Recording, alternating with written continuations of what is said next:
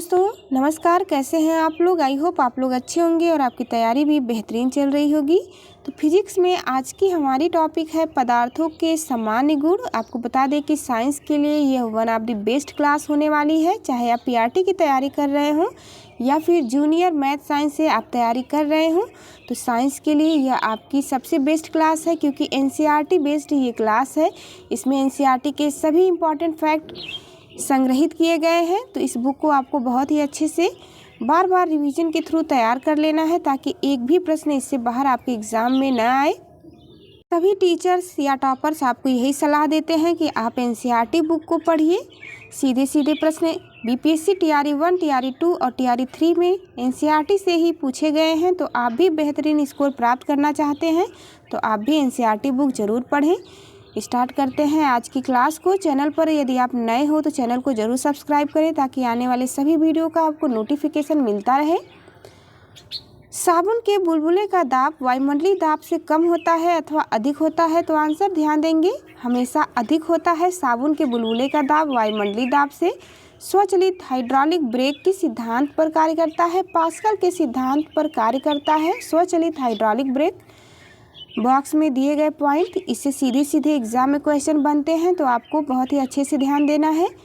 बर्फीले क्षेत्रों में शीतकाल में जब झील की ऊपरी सतह का पानी बर्फ में बदल जाता है, फिर भी उसके अंदर रहने वाले जलीय जंतु जीवित रहते हैं, क्योंकि पानी का घनत्व 4 डिग्री सेल्सियस पर सबसे अधिक होता है। इस कारण झील के भीतर पानी नहीं जमता। अगला पॉइंट हम देखेंगे, नदी से समुद्र में प्रवेश करने पर किसी जहाज की क्या प्रतिक्रिया होती है, तो वह समुद्र में कुछ ऊपर उठता है। अगला पॉइंट है, जब किसी झील की तली से उठकर वायु का बुलबुला ऊपरी सतह पर आता है तो उसके आकार पर क्या प्रभाव पड़ेगा, उसका आकार बढ़ जाएगा। मैथ साइंस से यदि आप 6 to 8 में तैयारी कर रहे हैं तो आप कमेंट बॉक्स में ज़रूर बताएंगे। यदि आप लोगों की संख्या ठीक ठाक रही तो आपके लिए साइंस की एक अलग से क्लास स्टार्ट की जाएगी। किसी वस्तु की मात्रा बदलने पर उसके घनत्व पर क्या प्रभाव होगा, तो वस्तु का घनत्व अपरिवर्तित रहेगा। हवाई जहाज से यात्रा करते समय पेन से स्याही क्यों निकलने लगती है, तो वायु दाब में कमी होने के कारण पेन से स्याही निकलने लगती है हवाई जहाज की यात्रा करते समय। नदी की अपेक्षा समुद्र में तैरना आसान क्यों होता है, तो समुद्री जल का घनत्व नदी के जल से अधिक होता है, इस कारण तैरना आसान होता है समुद्र में। समुद्र में प्लवन करते हुए बर्फ का पिंड पानी की सतह से 1/9 भाग ऊपर उठा हुआ होता है, इसलिए जब बर्फ पिघलती है तो पानी के स्तर में कोई परिवर्तन नहीं होता है। अगला पॉइंट हम देखेंगे, पृष्ठ तनाव यानी कि सरफेस टेंशन का क्या कारण है, तो सरफेस टेंशन का कारण होता है अणुओं के मध्य संसंजक बल यानी कि कोहेसिव फोर्स। बैरोमीटर के पैमाने में अचानक गिरावट आने पर कौन सी मौसमी दशा इंगित होती है, तो बैरोमीटर के पैमाने में अचानक गिरावट आने से तूफानी मौसम की संभावना होती है। आप एक एक क्वेश्चन जो भी देख रहे होंगे आपको लग रहा होगा कि ये अलग अलग एग्ज़ाम में बार बार ये क्वेश्चन बने हुए हैं, उन्हीं प्रश्नों को यहाँ पर लिया गया है। तेल जल के पृष्ठ पर क्यों फैल जाता है, तो तेल क्योंकि इसका पृष्ठ तनाव जल से कम होता है, इस कारण यह फैल जाता है। वर्षा की बूंदें गोलाकार क्यों होती हैं, जल के पृष्ठ तनाव के कारण वर्षा की बूंदें गोलाकार होती हैं। कुएं से पानी से भरी बाल्टी को ऊपर खींचते हैं तो क्या अनुभव होता है, बाल्टी पानी की सतह से ऊपर आकार भारी हो गई है, यानी कि भारी महसूस होता है। अगला पॉइंट हम देखेंगे, वायुमंडल में बादलों के तैरने का क्या कारण है, तो वायु के घनत्व की तुलना में बादलों का घनत्व कम होता है। इस चैप्टर को मैं कहूँगी कि आप कम से कम 2 से 3 बार ज़रूर देखेंगे, क्योंकि इससे क्वेश्चन अवश्य ही पूछे जाएंगे 100% आपके एग्ज़ाम में। लोहे का घनत्व उसके द्वारा हटाए गए जल के आपेक्षिक घनत्व से अधिक तथा पारे के घनत्व से कम होता है, इस कारण लोहे की कील पारे में तैरती है। मोस्ट इम्पॉर्टेंट पॉइंट, पौधों की जड़ों से पर्णपत्तियों की ओर जल बढ़ने का क्या कारण होता है, तो केशिकत्व यानी कि कैपिलरी के कारण जल ऊपर की ओर बढ़ता है। स्टोव में मिट्टी के तेल का बत्ती ऊपर चढ़ने का प्रमुख कारण क्या होता है, यह भी केशिकत्व गुण के कारण मिट्टी के तेल का बत्ती ऊपर या चढ़ता है स्टोव में। अगला पॉइंट हम देखेंगे, अब तक ज्ञात पदार्थों में किस पदार्थ की प्रत्यास्थता सर्वाधिक होती है? तो क्वार्ट्ज आंसर होगा।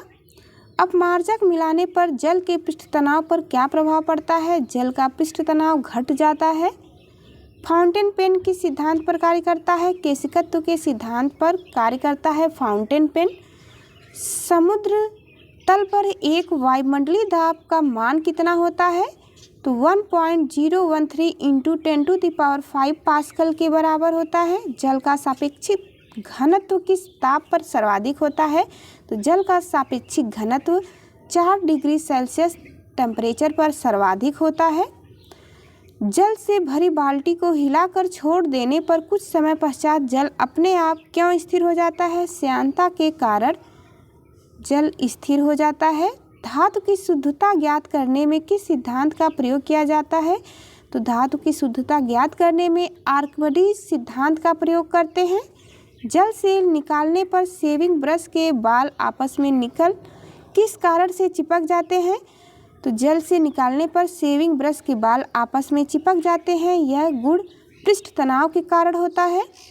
स्टील रबर की अपेक्षा अधिक प्रत्यास्थ क्यों होते हैं? क्योंकि स्टील के लिए अधिक विरूपक बल आवश्यकता होती है। वाहनों में स्नेहक तेल का प्रयोग क्यों किया जाता है? घर्षण बल को कम करने के लिए वाहनों में ल्यूब्रिकेंट ऑयल का प्रयोग करते हैं, यानी कि फ्रिक्शन फोर्स को कम करने के लिए। आंधी आने पर टीन की छत और छप्पर उड़ जाते हैं क्योंकि उनके ऊपर का वायुदाब नीचे के वायुदाब से कम होता है, इसी कारण। अगला पॉइंट हम देखेंगे, किसी वस्तु की सतह के लंबवत लगने वाले बल को क्या कहते हैं? तो किसी वस्तु की सतह के लंबवत लगने वाले बल को प्रणोद कहा जाता है। जल की श्यानता वायु से अधिक होने के कारण जल की तुलना में वायु में गति करना सरल होता है। अगला पॉइंट हमारा है तरंग गति यानी कि wave speed. Most important topic है, इससे क्वेश्चन बार बार एग्जाम में पूछे गए हैं, तो आपको बहुत ही अच्छे से ध्यान से देखना है। स्टार्ट करते हैं इस टॉपिक को। वेव यानी स्पीड। रात्रि दृष्टि उपकरण यानी कि नाइट विजन डिवाइस में प्रयोग की जाने वाली तरंगे कौन सी होती हैं? तो नाइट विजन डिवाइस में अवरक्त तरंगे इंफ्रारेड का प्रयोग किया जाता है। दृश्य प्रकाश जिसे विजिबल लाइट कहा जाता है, इसका तरंग दैर्ध्य कितना होता है? तो दृश्य प्रकाश का तरंग दैर्ध्य 390 से 750 नैनोमीटर के मध्य होता है। नेक्स्ट पॉइंट हमारा, आंतों से संबंधित रोगों के निदान में कौन सी किरणों का प्रयोग किया जाता है? तो आंतों से संबंधित रोगों के निदान में एक्स किरणों का प्रयोग करते हैं, जिसे एक्स रेज भी कहा जाता है। कीड़ों तथा क्षति पहुंचाने वाले जीवों को घरों से दूर भगाने के लिए किस तरंग का प्रयोग किया जाता है? अल्ट्रासोनिक तरंग का यूज किया जाता है कीड़ों को घरों से भगाने के लिए। समीप आती हुई रेलगाड़ी की सीटी की आवृत्ति या तीक्ष्णता बढ़ती जाती है, ऐसा किस कारण होता है? यह डॉपलर प्रभाव के कारण होता है। मोस्ट इम्पॉर्टेंट टॉपिक आपकी चल रही है साइंस की। बहुत ही अच्छे से आपको एक एक पॉइंट को ध्यान से देखना है क्योंकि सभी से क्वेश्चन बार बार पूछे गए हैं। क्रिस्टल की संरचना ज्ञात करने के लिए किन किरणों का प्रयोग किया जाता है? एक्स किरणों का प्रयोग करते हैं क्रिस्टल की संरचना को ज्ञात करने के लिए। अगला पॉइंट हम देखेंगे अनुप्रस्थ तरंगों के उदाहरण और अनुदैर्ध्य तरंगों के उदाहरण। आप सभी को पता है कि तरंगे दो प्रकार की होती हैं, अनुप्रस्थ तरंगे और अनुदैर्ध्य तरंगे। तो अनुप्रस्थ तरंगों के प्रमुख उदाहरण हैं प्रकाश तरंगे, जिसे लाइट वेव कहा जाता है। अगला है भूकंपी तरंगे, इसमें यस तरंगे जो होती हैं अनुप्रस्थ तरंग होती है। डोरी युक्त यंत्रों में उत्पन्न तरंगे जैसे कि सितार, गिटार और वीणा में ये अनुप्रस्थ तरंगे उत्पन्न होती हैं। स्थिर जल में पत्थर फेंकने पर उत्पन्न तरंगे भी अनुप्रस्थ तरंगों की प्रकार होती हैं। नेक्स्ट हम देखेंगे अनुदैर्ध्य तरंगों के प्रमुख उदाहरण कौन से हैं? तो ध्वनि तरंग। आप सभी को पता है, बार बार पूछा जाता है कि ध्वनि एक कैसी तरंग है? तो ध्वनि एक अनुदैर्ध्य तरंग होती है। भूकंपी तरंगों में पी तरंगे अनुदैर्ध्य तरंगे होती हैं। सर्पिलाकार स्प्रिंग में उत्पन्न तरंगे भी अनुदैर्ध्य तरंग होती है और अल्ट्रा साउंड तरंगे यह अनुदैर्ध्य प्रकार की तरंगे हैं। एक रडार शत्रु के वायुयान की उपस्थिति का पता लगाने में कौन सी किरणों का प्रयोग किया जाता है? तो रेडियो तरंग का यूज करते हैं। अगला पॉइंट हम देखेंगे, पराबैंगनी विकिरण एक्स किरणें, सूक्ष्म किरणें व गामा किरणों को तरंग दैर्ध्य के आरोही क्रम क्या है? तो आरोही क्रम आप देखेंगे, पहले है गामा किरणें, फिर एक्स किरणें, फिर पराबैंगनी किरणें, उसके बाद सूक्ष्म किरणें हैं। इस क्रम को आपको इसी प्रकार से याद रखना है क्योंकि क्रम वाइज ही क्वेश्चन पूछे जाते हैं एग्जाम में। प्रमुख विद्युत चुंबकीय तरंगे दिया गया है जिनके खोजकर्ता, उनका तरंग दैर्ध्य परास, आवृत्ति परास और प्रमुख उपयोग क्या है? नंबर 1 हम देखेंगे, विद्युत चुंबकीय तरंगों में नंबर 1 है गामा किरणें। गामा किरणों की खोज हेनरी बैकुरेल ने किया है और इसका तरंग दैर्ध्य 10⁻⁻14 मीटर से 10⁻⁻10 m होता है। आवृत्ति परास यदि पूछा जाए तो ध्यान देंगे 10⁻20 से लेकर के 10⁻24 होता है। और गामा किरणों का यूज पूछा जाए तो नाभिकीय अभिक्रिया तथा कृत्रिम रेडियो सक्रियता में किया जाता है गामा किरणों का यूज। अगला पॉइंट हम देखेंगे, एक्स किरणें यानी कि एक्स रेज, जिसके खोजकर्ता WC रॉन्टजन है। खोजकर्ता के नाम आपको 100% याद रखना है। इसका तरंग दैर्ध्य यदि पूछा जाए, एक्स किरणों का तरंग दैर्ध्य कितना होता है? तो 10⁻⁻10 m से लेकर के 10⁻⁻8 m तक होता है। आवृत्ति परास एक्स किरणों का 10⁻18 टू 10⁻16 होता है और एक्स किरणों का यूज चिकित्सा एवं औद्योगिक क्षेत्र में किया जाता है। पराबैंगनी किरणें अल्ट्रावायलेट रेज, जोहान रीडर के द्वारा अल्ट्रावायलेट रेज की खोज की गई थी।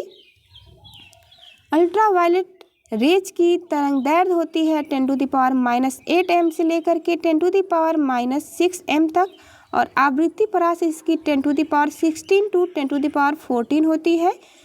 पराबैंगनी किरणों का यूज सिकाई करने में, प्रकाश वैद्युत प्रभाव उत्पन्न एवं जीवाणुओं को नष्ट करने में किया जाता है। दृश्य किरणें हम देखेंगे यानी कि विजिबल रेडिएशन, इसके खोजकर्ता न्यूटन है। यदि तरंग दैर्ध्य पूछा जाए दृश्य किरणों का तो 3.9 × 10⁻7 m से लेकर के 7.8 × 10⁻7 m होती है और आवृत्ति परास इसका 10⁻14 टू 10⁻12 होता है। इनकी उपस्थिति में वस्तुएं दिखाई देती हैं दृश्य किरणों की उपस्थिति में। नंबर 5 हम देखेंगे, अवरक्त विकिरण क्या होता है? इंफ्रा रेडिएशन, जिसके खोजकर्ता विलियम हर्शेल हैं। तरंग दैर्ध्य अवरक्त किरणों का 7.8 × 10⁻7 से लेकर के 10⁻³ m तक होता है। आवृत्ति परास अवरक्त विकिरण का 10⁻12 टू 10⁻10 होता है और अवरक्त किरणों के यूज हम देखेंगे फोटोग्राफी में यूज किया जाता है। सिकाई में एक टीवी के रिमोट के कंट्रोल में भी अवरक्त किरणों का ही यूज होता है। लघु रेडियो तरंगे यानी कि शॉर्ट रेडियो वेव्स, इसके खोजकर्ता हेनरिक हर्ट्ज है और इनका तरंग दैर्ध्य यदि पूछा जाए तो याद रखेंगे 10⁻³ m से लेकर के 1 m तक होता है। आवृत्ति परास 10⁻10 टू 10⁻8 होता है। रेडियो, टेलीविजन, रडार एवं टेलीफोन में लघु रेडियो तरंगों का यूज करते हैं। दीर्घ रेडियो तरंगे, जिसके खोजकर्ता मार्कोनी है और इसके तरंग दैर्ध्य यदि पूछा जाए तो 1 m से लेकर के 10⁻4 m होता है तरंग दैर्ध्य। आवृत्ति परास यदि पूछा जाए दीर्घ रेडियो तरंगों की तो याद रखेंगे 10⁻6 से लेकर के 10⁻4 होता है। रेडियो एवं टेलीविज़न के प्रसारण में यूज करते हैं दीर्घ रेडियो तरंगों का। नेक्स्ट पॉइंट हम देखेंगे, दीर्घ रेडियो तरंगे वायुमंडल की किस परत से परिवर्तित होती हैं? तो आयन मंडल में परिवर्तित होती है। कूलीज नलिका, जिसे ट्यूब कहते हैं, का प्रयोग कौन सी किरणें उत्पन्न करने के लिए किया जाता है? एक्स किरणें उत्पन्न करने के लिए। मोस्ट इम्पॉर्टेंट पॉइंट है, अनेकों बार क्वेश्चन पूछा गया है। कोबाल्ट 60 सामान्यतः विकिरण चिकित्सा में क्यों प्रयुक्त होता है? तो गामा किरणों के उत्सर्जन के कारण चिकित्सा में प्रयोग किया जाता है। यह कैंसर के उपचार में भी यूज होता है। बंद चूल्हे यानी कि ओवन में किसका प्रयोग किया जाता है? तो बंद चूल्हे में सूक्ष्म तरंगों माइक्रोवेव का प्रयोग किया जाता है। सुदूर संवेदी युक्ति नियंत्रण जिसे रिमोट कंट्रोल डिवाइस में एक अंतर्निर्मित स्रोत क्या होता है? अवरक्त किरण प्रमुख स्रोत होती हैं। दो उत्तरोत्तर गर्त के बीच की दूरी को क्या कहते हैं? इसे तरंग दैर्ध्य यानी कि वेवलेंथ कहा जाता है। समुद्र में डूबी वस्तुओं का पता लगाने के लिए प्रयुक्त किए जाने वाले उपकरण को सोनार कहा जाता है। अगली टॉपिक हमारी ध्वनि यानी कि साउंड होगी। तो चलिए मिलते हैं आपसे नेक्स्ट वीडियो में। जाते जाते चैनल को लाइक शेयर सब्सक्राइब करना ना भूलें।